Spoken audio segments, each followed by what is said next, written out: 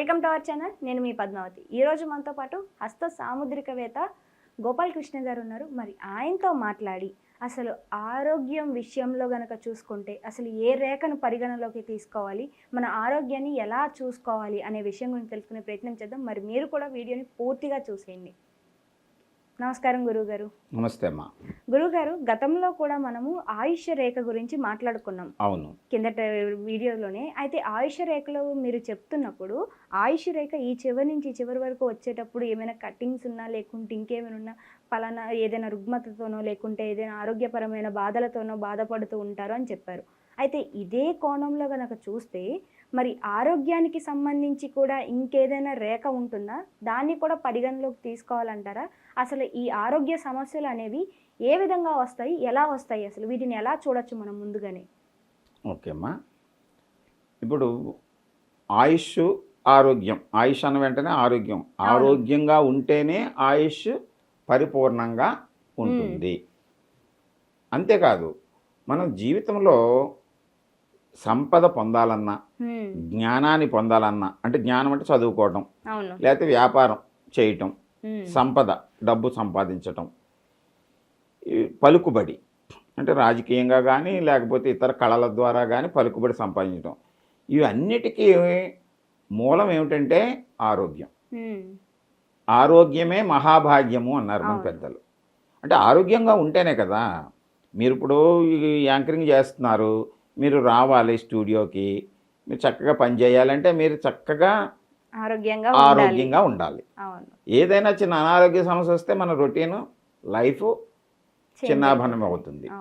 అయితే దీన్ని గమనించడానికి మనం ఈ హస్త సాముద్రిక శాస్త్రం ఏం చెప్తుందంటే, ఈ శాస్త్రంలో ఈ రేఖ ఆరోగ్యాన్ని కూడా మనకి ఇండికేట్ చేస్తుంది. హస్త సాముద్రికంలో జీవిత రేఖే, ఆయుష్ రేఖే ఆరోగ్యాన్ని కూడా తెలియజేస్తుంది. ఎలాగంటే ఇక్కడ ప్రారంభం ఇక్కడికి 100 అని చెప్పినప్పుడు ఏ విభాగంలో అక్కడ లోపం ఏర్పడితే ఏదో రకమైనటువంటి రుగ్మత ఉంటుంది అన్నది ఫస్ట్. అయితే ఏ రకమైన రుగ్మత ఉంటుంది మనం ఈ ప్రారంభంలో చూసినప్పుడు ఇది శిరోరేఖతోటి కనెక్ట్ అయి ఉంటుంది. మధ్యలో ఈ శిరోరేఖ జీవితరేఖ కొంతవరకు కలిసి ఉంటాయి. అంటే 12 సంవత్సరాల వయసు వచ్చే వరకు, 12 తర్వాత కొంతమందిలో 15 ఇక్కడ విడిపోతాయి. ఇది ఇలాగా వెళుతుంది, ఇది కిందకు వస్తుంది. అంటే 12-15 సంవత్సరాల వయసు వచ్చే వరకు ప్రతి వ్యక్తికి కూడా ఈ రేఖలు ఏదైనా స్వల్పంగా చిన్న చిన్న డీవియేషన్స్ తోటి ఉండొచ్చు, కానీ అక్కడ ఐలాండ్ అంటే మధ్యలో ఇలాగా ఒక బల్బు బుడగలాగా వచ్చి కానీ బాగా విడిపోయి పీచులాగా స్ప్రెడ్ అయిపోయినట్టు కానీ ఉంటే అక్కడ బాల్యంలోనే వాళ్ళకి ఏదో రకమైనటువంటి అనారోగ్య సమస్య కనిపిస్తుంది.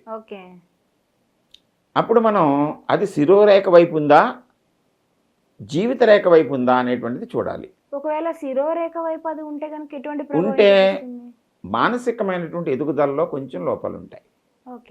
అటువంటి వాళ్ళనే మనం ఆటిజం అని పిల్లల్ని చూస్తూ ఉంటారు మీరు. హైపర్ యాక్టివిటీ అని, డల్నెస్ అని. డల్నెస్ అంటే వాళ్ళు గ్రోత్ అంటే ఆరోగ్యం అంటే శారీరక ఆరోగ్యం బాగానే ఉంటుంది, శిరోరేఖ మానసిక అంటే త్వరగా మాటలు రాకపోవటం, కొన్ని వ్యక్తం చేయలేకపోవటం, ఈ వస్తువుల్ని వాటిని త్వరగా గుర్తించలేకపోవటం, ఎదుగుదల మానసిక ఎదుగుదలలో తేడా ఉంటుంది. అదే జీవితరేఖ భాగంలో ఉందనుకోండి లోపం, వాళ్ళు తెలివిగానే ఉంటారు, ఎదుగుదల లీన్గా ఉంటారు, కొంచెం పొటెన్సీ తక్కువగా ఉంటుంది శరీరంలో. అటువంటి వాళ్ళకి మనం అది ఎముకల్లో బలం తక్కువ, లేకపోతే కండరాల్లో బలం తక్కువ, లేకపోతే రక్తంలో బలం తక్కువ, ఐరన్ తక్కువ అని మనం గమనించాలి. ఆ గమనించడానికి శరీరం ఆ చేతిలో ఉండేటువంటి మిగతా విభాగాలని మనం చూస్తే ఈ చర్మం యొక్క రంగు, దృఢత్వము ఈ పల్చగా ఉందనుకోండి, అంటే పాలిపోయినట్టు ఉందనుకోండి, దాంట్లో ఐరన్ తక్కువగా ఉంది వాడికి. అలాగే ఈ గ్రహస్థానాలలో ఏదైనా లోపం, ఏ కుజుడు కానీ ఈ బుధుడు కానీ బాగా దిగువకుంటే పలుచ నొక్కబడి ఉంటే వాళ్ళ కండరాలు ఎముకల్లో పటుత్వం తక్కువ ఉంటుంది. అలాగే ఈ జీవిత రేఖ ఇలా కొంత కాలం వచ్చినప్పుడు ఇక్కడ దిగువ రేఖలు కానీ అంటే కిందకి చిన్న చిన్న ఐలాండ్స్ లాగా లూప్స్ లాగా ఉంటే అటువంటి వాళ్ళలో హార్మోనల్ ఇంబ్యాలెన్స్ ఉంటుంది.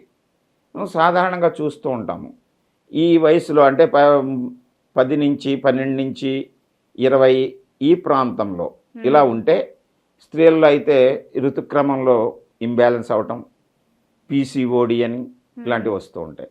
అలాగే మగవాళ్ళు అయితే హార్మోనల్ ఇంబ్యాలెన్స్. అటువంటి మనం గుర్తించినప్పుడు వాటికి మనం కొన్ని సాధనలు ట్రీట్మెంట్ మెడిసిన్ తీసుకుంటే అది రెక్టిఫై అవుతుంది. తర్వాత బలంగా ఉంది కదా అంటే అది ఇక్కడ ఉంది. కొంతమందిలో ఈ ఈ జీవిత రేఖ పల్చగా అంటే సన్నగా కనిపించినట్టు ఉంటుంది, లోతు తక్కువగా ఉంటుంది. అటువంటి వాళ్ళకి దీర్ఘకాలము అంటే ఏదో ఒక లోపం ఉంటుంది. అంటే డయాబెటిక్ కానీ లేకపోతే మజిల్ ప్రాబ్లమ్స్ కానీ నర్వస్ హెడ్ లైన్ కనుక వీక్గా ఉంటే హెడ్ అంటే మన నాడీ సంబంధమైనటువంటి బలహీనతలు కానీ ఈ మధ్య కాలంలో ఎక్కువగా మైగ్రేన్ కేసులు ఎక్కువ నోట్ అవుతున్నాయి అంటున్నారు. దానికి కూడా ఇది కారణమై హెడ్ లైన్ చూస్తే మనం దాంట్లో ఆ హెడ్ లైన్ని లైఫ్ లైన్ని మనం రెండింటిని క్లబ్ చేసి చూడాలి. చూసినప్పుడు అక్కడ ఏదైనా లోపం మనకు అనిపించినప్పుడు దానికి మనం సాధనలు కొన్ని చేయొచ్చు. ట్రీట్మెంట్ మెడిసిన్ తీసుకుని మనం ఆధ్యాత్మికంగా ఏదైనా సాధన చేసుకుంటే తగ్గుతుంది. అంతే తప్ప దీనికి ఎవరో కోపగించారు మిమ్మల్ని అని ఇక్కడ మన ట్రీట్మెంట్ మానేసి ఎక్కడో చేస్తే అది ఫలితాన్ని ఇవ్వదు. అంటే ఇది వ్యక్తిగతమైనటువంటి శాస్త్రం కనుక. ఇంకొకటి ఇలా కిందకు వచ్చినప్పుడు ఇక్కడ వచ్చేసరికి అంటే వయసుని లెక్క కడతాం కదా, ఇక్కడికి 40, 50, 60, 70 ఈ ప్రాంతంలోకి వచ్చినప్పుడు జీవిత రేఖ నుంచి దిగువ రేఖలు ఉన్నాయనుకోండి, దిగువ రేఖలు కిందకి అంటే కిందకి ఆ జీవిత రేఖ దృఢంగా ఉండి దిగువ రేఖలు ఉన్నాయనుకోండి, ఆ దిగువ రేఖలు ఇలా శుక్రస్థానం వైపుకు వెళితే అది స్త్రీలలో అయితే ఈ లోయర్ అబ్డామిన్లో ఉండేటువంటి జెనైటల్ ఆర్గాన్స్కి సంబంధించినటువంటి ఈ ఓవరీస్కి సంబంధించినటువంటి ఏదో రకమైనటువంటి రుగ్మత ఉండటానికి అవకాశం ఉంటుంది. ఒకవేళ ఇప్పుడు మీరు అన్నట్టు ఇవన్నిటినీ మనం హస్తరేఖల్ని ముందుగానే చూసుకొని చెక్ చేయించుకుంటే ఈ లోపాలన్నీ ముందుగానే తెలుస్తాయి కదా, దానికి తగ్గ చికిత్స మనం ముందుగానే తీసుకోవచ్చు అంటారా? అదే చెప్తున్నాను. ఇప్పుడు నేను ఒక 40 ఏళ్ళు 50 ఏళ్ళు వయసు వాళ్ళని చూశాను. ఇప్పుడు వాళ్ళకి 60, 70 దగ్గరకు వస్తే ఈ దిగువ రేఖలు ఉన్నాయి. అది నేను ఇంకా పూర్తి అవ్వకుండా మీరు మళ్ళీ ప్రశ్న వేశారు. ఇటువైపుకి వచ్చి చంద్రస్థానం వైపుకి ఇలాగ దిగువ రేఖలు వచ్చినాయి అనుకోండి, చంద్రుడు అంటే ద్రవకారకుడు, అంటే బ్లడ్, కిడ్నీసు, యూరినరీ ట్రాక్, ప్రోస్టేటు ఇలాంటి వాటికి. అదే కుజస్థానం దగ్గర నుంచి వస్తే ఈ కీళ్ళు, ఈ జాయింట్స్, దిగువ లోయర్ పార్ట్స్, మోకాళ్ళు వీటికి ఇబ్బందులు ఏర్పడేటువంటి అవకాశం ఉంటుందని చెప్తాము. అప్పుడు ఏం చేస్తాము మనం, మన లైఫ్ స్టైల్, మన జీవన విధానంలో మార్పులు చేసుకుంటూ మొదలు పెడితే వాటి నుంచి కొంతవరకు ఉపశాంతి పొందొచ్చు. అంచేత ఆరోగ్య సమస్యలని మనం అరచేతిలో చాలా వరకు కూడా మనం ఆరోగ్యం, మానసిక ఆరోగ్యమా శారీరక ఆరోగ్యమా, శిరోరేఖ మీద ఉంటే మానసికమైనటువంటి ఆరోగ్యము. కొంతమందికి నిద్ర పట్టట్లేదని, కొంతమందికి ఏమో పిచ్చి పిచ్చి కళలు వస్తున్నాయని, లేకపోతే విపరీతంగా వాళ్ళు ఉద్రేకపడుతూ ఉంటారు, ప్రతి చిన్న విషయానికి ఉద్రేకపడతారు. దానికి కారణం ఏమిటంటే ఈ శిరోరేఖ కానీ శిరోరేఖలో భాగము కానీ కుజస్థానం వైపు వెళ్ళి ఆ సమయంలో జీవిత రేఖ మీద దిగువ రేఖలు ఉంటే వాళ్ళు దానికి ఉద్రేకానికి లోనవుతారు, బీపీ అది రావటం, బ్లడ్ ప్రెషర్ పెరగటం ఇవన్నీ ఉంటాయి. అటువంటి సందర్భంలో మనం వాళ్ళకి ఆ జాగ్రత్తలు అంటే లైఫ్ స్టైల్లో మార్చుకోవటం ద్వారా చాలా రుగ్మతల్ని మనం తగ్గించుకోవచ్చు. కొన్ని డిసీజెస్ మనం తగ్గించుకోలేనివి మనం ప్రివెంట్ చేయాలంటే అప్పుడు దానికి తగినటువంటి ట్రీట్మెంట్ చేసుకోవాలి. రెండూ చేయాలి మనం. ట్రీట్మెంట్ చేసుకుంటూ కొన్ని లైఫ్ స్టైల్లో మార్చుకోవడం అంటే మనం ఆహారము, ఇప్పుడు చంద్రస్థానం దిగువ రేఖ వస్తే ఇందాక లోయర్ అబ్డామిన్ అని చెప్పాను, డైజెస్టివ్ పార్ట్స్కి కూడా ఇబ్బంది ఏర్పడవచ్చు.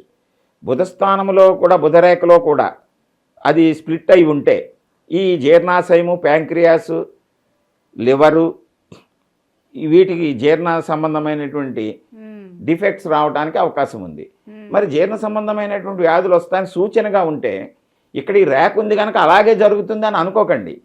ఈ రేఖ ఉన్నదాన్ని అది మంచిగా ఉండేటువంటి పాజిటివ్ అయితే మనం ఇంకా పెంచుకోవటానికి, అంటే ఎలాగంటే ఒకళ్ళు మంచి కేడర్లో ఉద్యోగం వస్తుందని చెప్పామనుకోండి, దానికి తగిన విధంగా ఆ ఎడ్యుకేషను, ఆ టెస్టులు కట్టి వృద్ధి చేసుకోవచ్చు.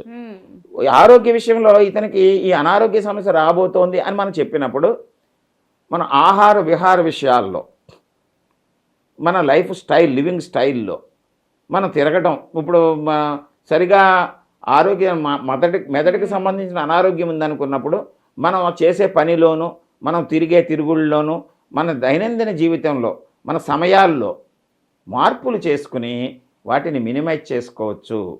ఇది మానవాళికి మనుగడకి ఉపయోగపడేటువంటి శాస్త్రమే తప్ప అపోహలు కల్పించి మనలో లోపం ఉంటే ఎక్కడో వెతుక్కోవటం అనేటువంటిది తప్పు.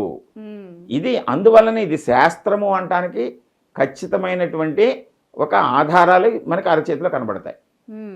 దీన్ని మనం అంటే గుడ్డిగా దాని మీద నమ్మేసి ఇక్కడ ఈ రేఖ ఉంది, దీనికి ఆందోళన చెందవలసిన పని లేదు. ఆందోళన చెందకుండా దాన్ని మనం ఎలాగా సరి చేసుకోవచ్చో సూచన చేస్తుంది ఇది సాముద్రిక శాస్త్రం. అంచేత మీరు ప్రతి వాళ్ళు ఎవరికి వాళ్ళకి చెయ్యి ఉందిగా, మీ చెయ్యిని మీరు చూసుకోవచ్చు. అంటే బేసిక్ తెలుసుకుంటే, ఓకే, బేసిక్స్ తెలుసుకుంటే ఎవరి జాతకం వాళ్ళే చూసుకోవచ్చు. ఎందుకు చూసుకోలేరు? మీ మీ శరీర ఆరోగ్యం గురించి ఒక డాక్టర్ చెప్పాడు అనుకోండి, మీరు ఎప్పుడు తింటే అరుగుతుంది, ఎప్పుడు ఎక్కువ అవుతుంది, ఎప్పుడు తక్కువ అవుతుంది, ఎప్పుడు నిద్ర పడుతుంది, నిద్ర ఎందుకు లోపం ఇస్తుంది, మనకు ఉద్రేకం ఎప్పుడు వస్తుంది, ఏ సందర్భాలు వస్తుంది తెలుసుకుంటే మీరు వాటిని నియంత్రించుకోలేరా? అంచేది ఇక్కడ ఉంటే జరిగిపోదు, ఉన్నదాన్ని మనం అయితే మనం ముందు చెప్పినటువంటి కర్మ సిద్ధాంతం ప్రకారం కొన్ని ప్రారంధమైనటువంటి అంశాలు ఉంటాయి, దాన్ని మనం సరిచేయలేము.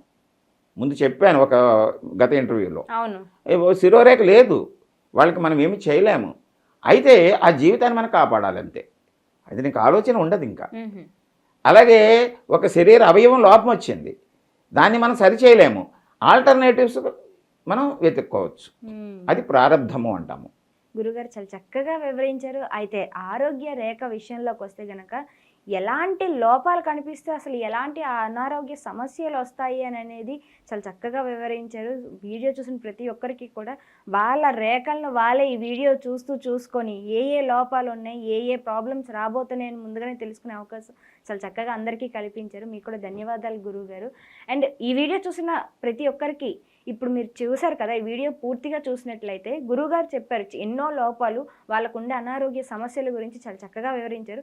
అయితే వాటిలో మీకే లోపాలు కనిపిస్తున్నాయి, లేకుంటే ఎలాంటి అనారోగ్య సమస్యలు మీకు సూచనలుగా కనిపిస్తున్నాయి, వాటన్నిటినీ ఒకసారి మీరు క్రాస్ ఎగ్జామినేషన్ చేసుకొని మీకేం డౌట్స్ ఉన్నాయి, ఒకవేళ లేదు మాకు ఇలా అనిపిస్తుంది దీనికి ఏం చేయమంటారు, ఇలాంటి డౌట్స్ మీకు ఏమైనా ఉన్నప్పటికీ కూడా ఖచ్చితంగా కామెంట్ సెక్షన్లో కామెంట్ చేయండి. అండ్ మీ కామెంట్కి తగ్గ వీడియో కూడా మేము చేయడానికి ఖచ్చితంగా ప్రయత్నిస్తాము. అయితే ఈ వీడియో మీకు ఎలా అనిపించిందో కామెంట్ సెక్షన్లో కామెంట్ చేయండి.